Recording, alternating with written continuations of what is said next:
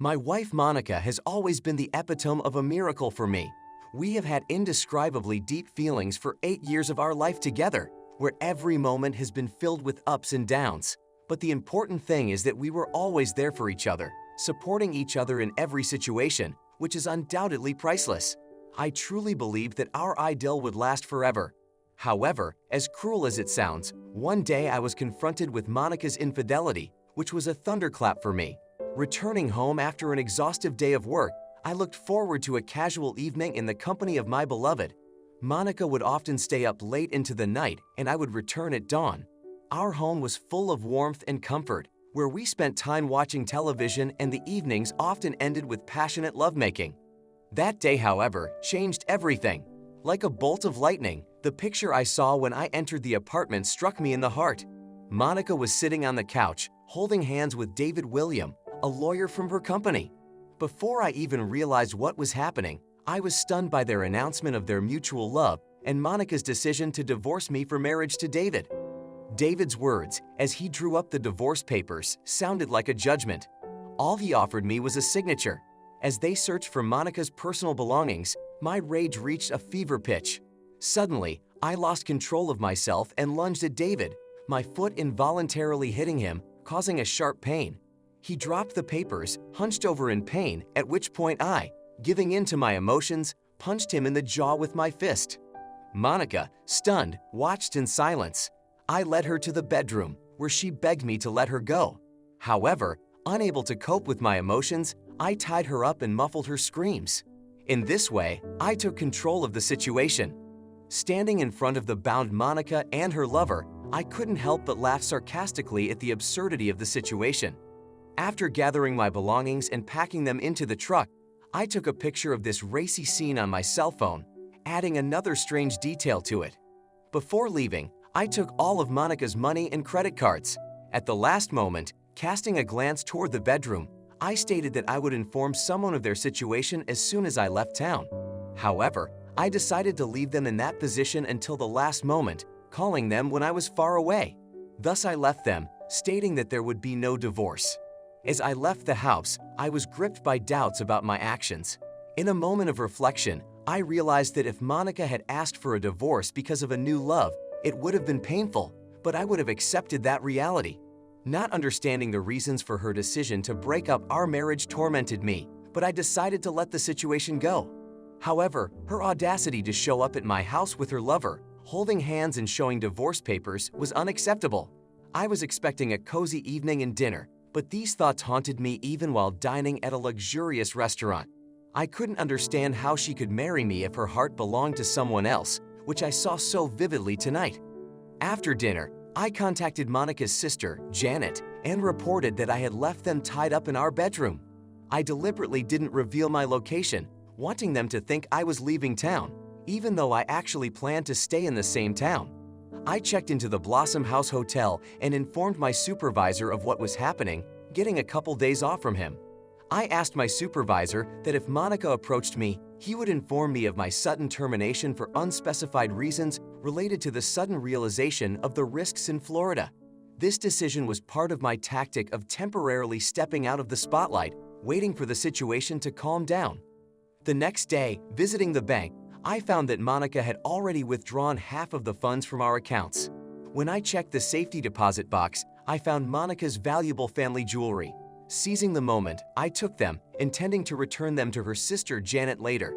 The next morning, I rented an SUV and drove to the apartment in Monica's absence. My key didn't fit, but as a co-owner listed on the lease, I had every right of access. I quickly packed up my belongings and sent them to storage. I then canceled our joint credit cards and contacted the management company about the damaged door, telling their representative Joan what had happened. While working at the library, I developed a plan to refrain from working during the day and read in my free time. My goal is to disappear temporarily, to let the situation cool down and regain control of my life, even if it means rarely going outside. There is a slim chance that Monica will recognize me. Staying in a motel was not an option for an extended stay, so I enlisted Joan's help. She helped me find a place in an apartment complex on the other side of town and arranged a connection with the apartment manager. Although staying in town was risky, especially given the connections between Monica and her new partner William. I was confident that William would avoid a scandal that could damage his reputation at the law firm. Within 3 days, I had settled into my new apartment. When I returned to work, my supervisor informed me of Monica's call and mentioned my alleged move to Florida. Her reaction to this message was only an exclamation of disappointment, after which she broke off the connection. Upon hearing this, I couldn't contain my laughter. I called Joan to sort out my rent payment, and to my surprise, Monica had already taken care of everything. Joan, upon hearing of my plans, laughed, calling me a sly one, and suggested we have dinner at her house, promising that Monica could never find me there. On our way to Joan's, we agreed to meet at 6 p.m. On the way, I thought about our shared past in high school, the times we'd occasionally dated, and how our relationship had almost grown into something more. However, her family's move to another city due to her father's promotion cut off our ties. I only found out about her return to the city after signing the lease. Arriving at Joan's apartment at the appointed time, we had a conversation over dinner. She told me about her life, about moving to Colorado after her father's promotion, and how she wished she could go back there. Unfortunately, her father's sudden death forced her to return. We found solace in each other's company that evening we spent together, and I suggested we have dinner at my place the next night, to which she happily agreed. The next night, as we were having dinner at my place and watching a movie, I realized we were holding hands. At this point, as she was looking at me, Joan brought up a hypothetical scenario of our relationship if her father hadn't moved to Colorado. Intrigued, I offered to find out what might have happened between us once I'd resolved my issues with Monica. Joan questioned the need to wait, but I insisted that things would change once I fully resolved my issues with Monica. Despite Monica's violation of our marriage vows, which seemed to release me from my obligations, I still felt my attachment to them.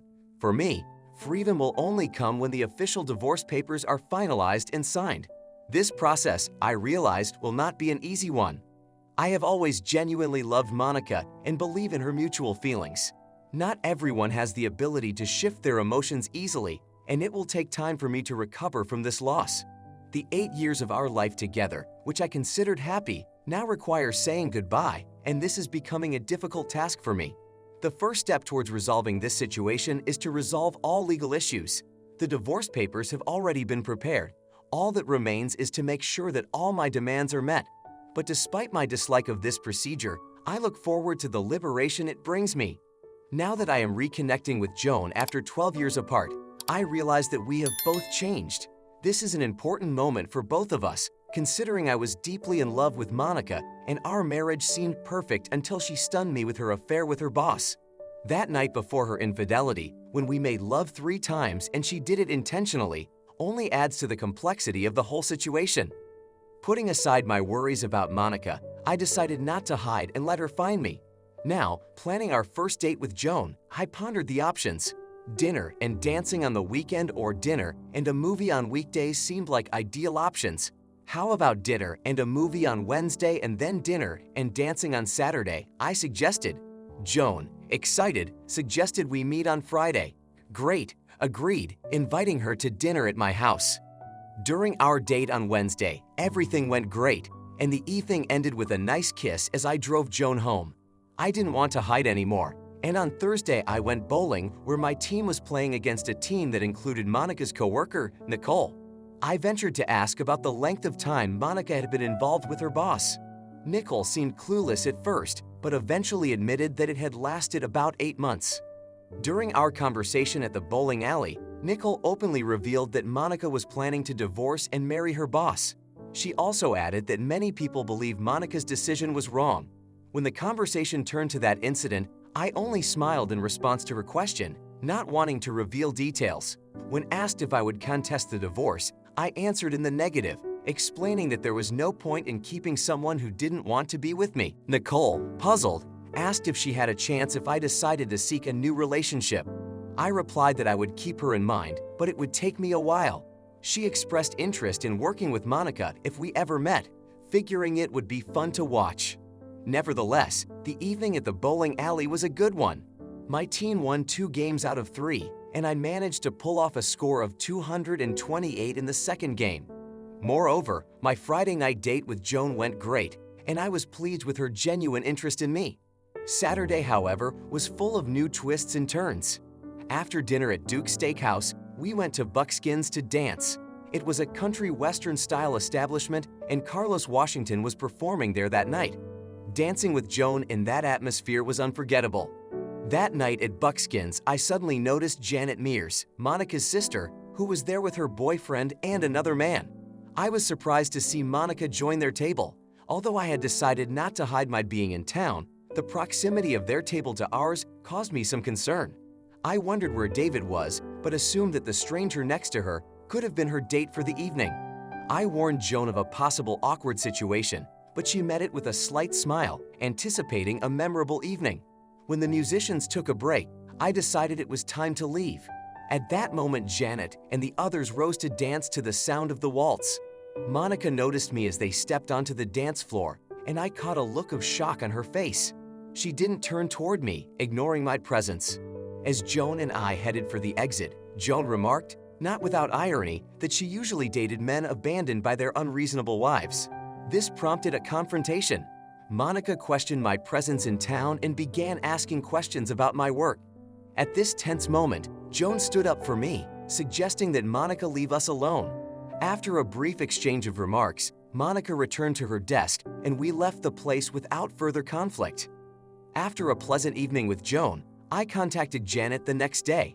We agreed to meet after work at a friend's cafe to discuss a sensitive matter unrelated to Monica.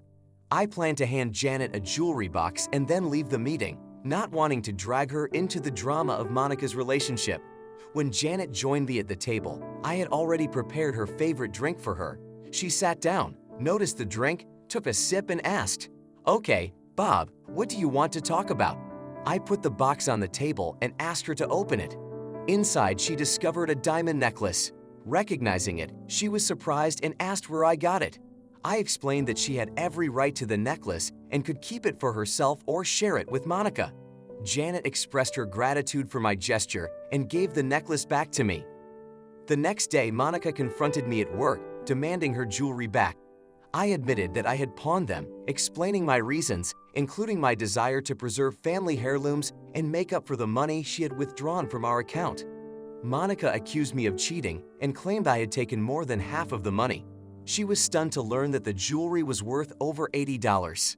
Standing in front of Monica, I firmly maintained that I had pawned the jewelry to make up for the loss of the money she had withdrawn from our account. She threatened to go to the police, but I calmly showed her the pawn shop receipt and offered her the opportunity to redeem the items. Her threat of a lawsuit didn't make me waver. I warned her not to escalate the situation, to which she walked away promising that it wasn't over. This conversation confirmed my assumptions about the upcoming lawsuit, and I prepared for it. Contrary to expectations, I did not demand alimony, quickly signed the divorce papers, sealed them, and left them in the outgoing mailbox on Sally's desk. When Sally asked me how I felt about the divorce, I confessed my willingness to explore new relationships, feeling a sudden rush of interest from women like Joan, Nicole, and now Sally. My bruised ego got the boost it needed. I even called Joan to inform her of the divorce and that I was now free from my marriage vows. Joan, thrilled with the news of my divorce, invited me over for a celebratory dinner. We agreed to make a date for one of the evenings. Meanwhile, during dinner at my house, I received a call from Janet. She accused me of cruelty, telling me how she had comforted Monica, who was crying because of what I had allegedly done to her jewelry. Janet reported that Monica had asked her boss for $330,000 to buy back the jewelry, but he wouldn't be able to help until her next quarterly bonus. With a sense of regret, I informed Janet that I had the money and was willing to help keep the necklace. She expressed gratitude, and I remembered Joan's advice to stay in touch under such circumstances. The relationship with Joan, which had developed since high school, was now colored by uncertainty. When I arrived at Joan's house, she greeted me in a revealing outfit, setting up a romantic atmosphere with candles, wine, and dinner. She proposed a toast to new beginnings. After a delightful dinner, she hinted at an upcoming romantic evening in the bedroom. That night marked the beginning of our de facto union, although my marital status still placed some restrictions on us. On the few occasions we met Monica, Joan, and I noticed that she kept her distance, displaying a slightly hostile expression on her face. During the week following the official finalization of my divorce, one day I was kneeling in front of Joan and began discussing plans for the future, specifically the construction of a crib for the twins. Suddenly, however, we were interrupted. My ex-wife entered the basement announcing the unexpected arrival of someone, forcing me to put down my tools and follow her. Later, going upstairs for dinner with my father-in-law, I met him in the living room. He was sitting on the couch, already with a glass of drink from his wife. That evening, as we discussed the impending birth of the twins, the choice of names, and our decision not to find out the sex of the babies before they were born, the inevitable elephant in the room came into focus in our conversation. My father-in-law asked if I had any news about my sister. I admitted that I hadn't. He expressed curiosity about the situation, but I wasn't in the mood to discuss it in detail. All I knew was that my sister had left her husband last fall because of his constant cheating. Roy always said that one of them would cheat within the first year of marriage. I sighed, stroked my beloved's head affectionately, and philosophically remarked that the past no longer mattered since I had found my happiness. My father-in-law shook his head in bewilderment and poured me another beer. He spoke in amazement about how unique it was that his two daughters had married me, and he was probably the only father in the state with such a son-in-law.